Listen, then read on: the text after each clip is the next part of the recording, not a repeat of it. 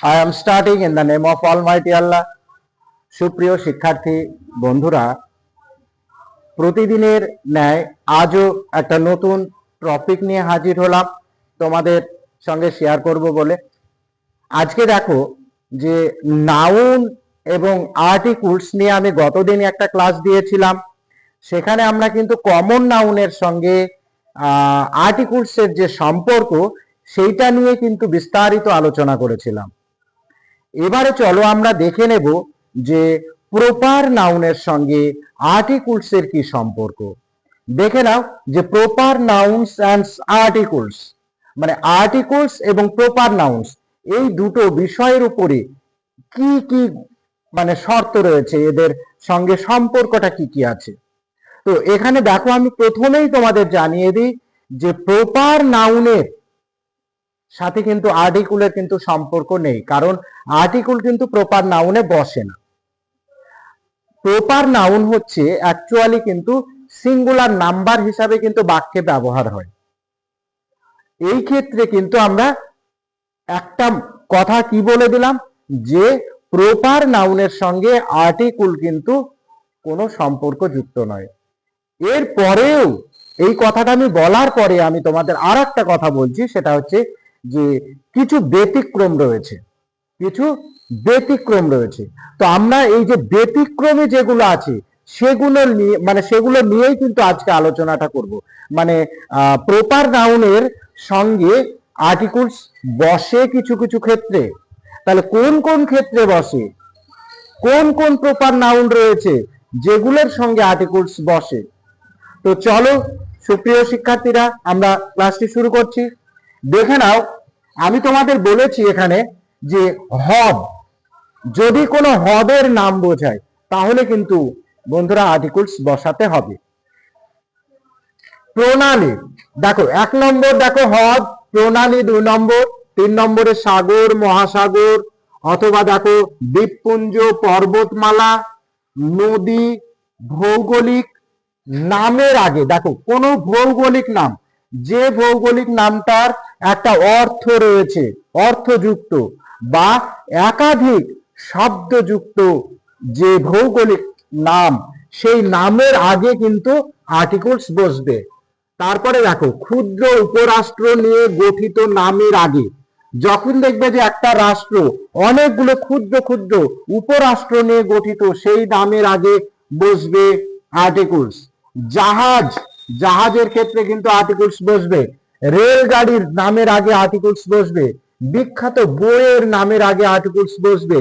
ধর্মগ্রন্থ, পত্রিকা, ইতিহাস প্রসিদ্ধ নাম, ঋতু, এরপরে দেখো সান, আর্থ, মুন, স্কাই, জাতি, দল, এইগুলোর নামের আগে আর্টিকেলস হিসাবে দি ব্যবহার করা হবে।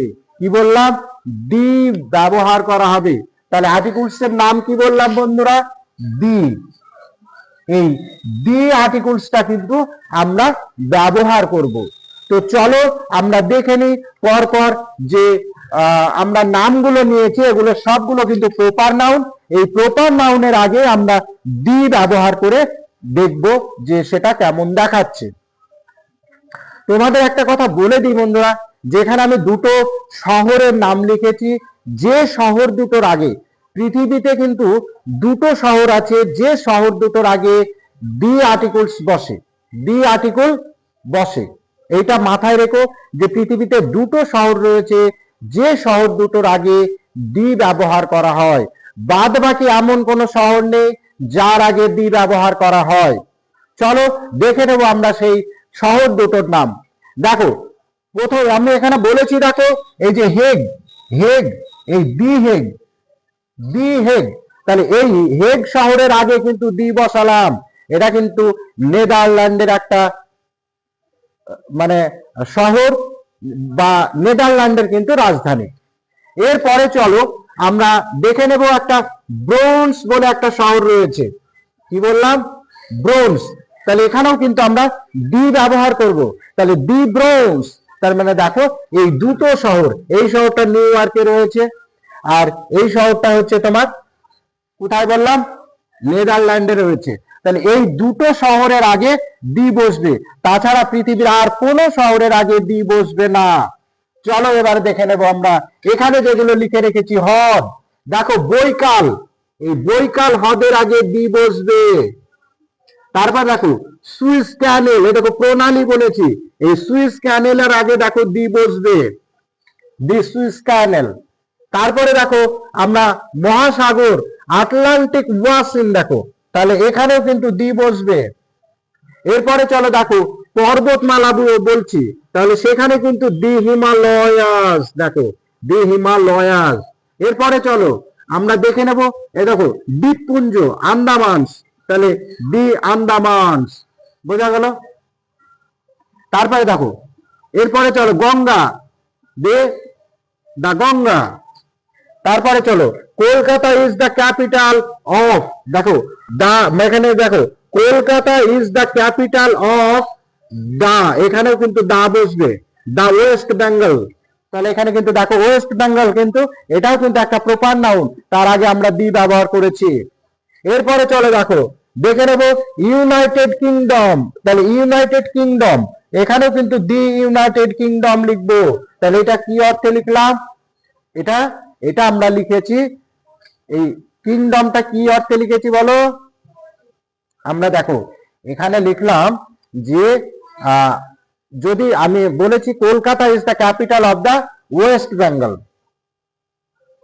কি বললাম যে তোমার ক্ষুদ্র উপরাষ্ট্র এগুলোর বোঝাতে, তারপরে জাহাজ, রেলগাড়ি, বিখ্যাত বই, ধর্মগ্রন্থ এগুলো বোঝাতে কিন্তু আমরা ব্যবহার করেছি।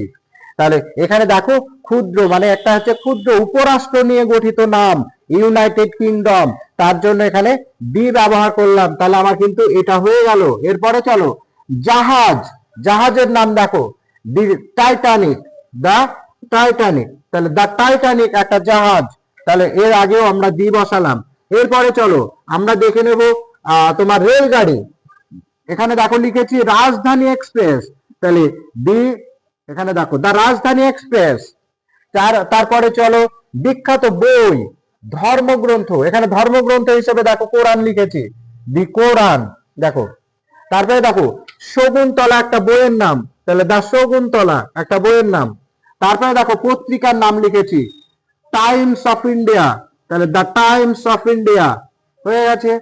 এরপরে চলো আমরা ইতিহাস প্রসিদ্ধ নাম বলেছি তাজমহল, তাহলে এখানেও কিন্তু দা তাজমহল। এরপরে চলো আমরা বলেছি ঋতু বোঝাতে, এ দেখো অটাম, তাহলে দা অটাম।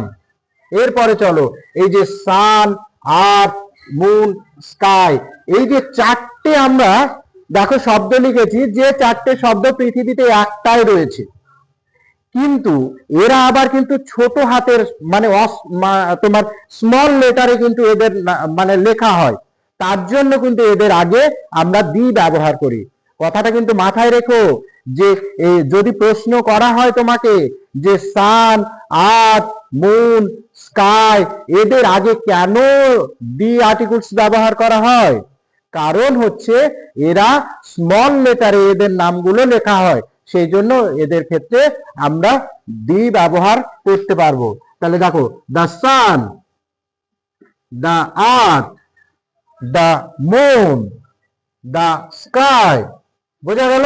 তাহলে কি কারণে এদের চারজনের আগে আমরা দি আর্টিকেলসটা ব্যবহার করি। এরপরে চলো বলেছি জাতি, দেখো মুসলিমস, তাহলে দি মুসলিমস, দেখো দা মুসলিমস। এরপরে চলো একটা দলের নাম বোঝাচ্ছি দি তৃণমূল কংগ্রেস, দেখো দা তৃণমূল কংগ্রেস। তাহলে বুঝতে পারছো বন্ধুরা যে ক্লাসটা তোমাদের কাছে কেমন মজাদার হবে।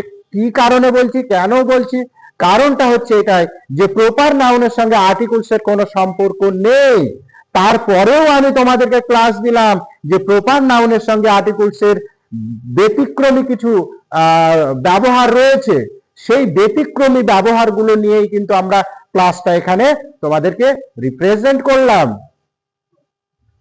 সুপ্রিয় শিক্ষার্থী বন্ধুরা, তোমাদের উদ্দেশ্যে বলছি যে তোমরা আমার ভিডিওগুলো নিয়মিত দেখো, লাইক, কমেন্ট, শেয়ার করো এবং আমার পাশে থাকার জন্য চ্যানেলটিকে সাবস্ক্রাইব করো, কারণ ভালো ভালো ভিডিও পেতে এবং কিছু শিখতে, বাস্তব জীবনে কাজে লাগাতে তোমরা কিন্তু আরো বেশি উৎসাহিত হবে, এই ভেবেই কিন্তু আমি তোমাদেরকে ভালো ভালো ক্লাস দেওয়ার চেষ্টা করছি।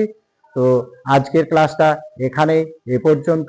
তোমরা ভালো থেকো, সুস্থ থেকো, এই কামনায় ক্লাসটা এখানেই শেষ।